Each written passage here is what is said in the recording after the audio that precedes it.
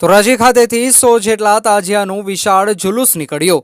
PI, PSI, પીજીવીસીએલના કર્મચારી અને મુસ્લિમ આગેવાનો ઇબ્રાહીમભાઈ કુરેશીનું તાજિયા કમિટી દ્વારા જાજરમાન સન્માન કરવામાં આવ્યું। વહેલી સવારે તમામ તાજિયા ઠંડા થયા। સૈયદ સિરાજી માતમની ચાંદીની સેજ મુબારક બની આકર્ષણનું કેન્દ્ર।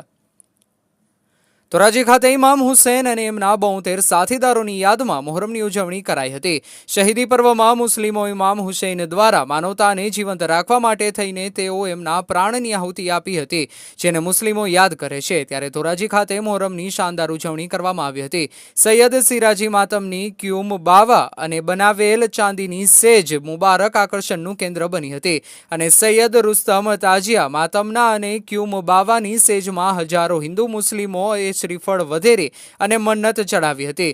બપોરે 4 વાગ્યે સૈયદ રુસ્તમ માતમના જાવીદ બાપુ રુસ્તમ વાલા અને સૈયદ બશીર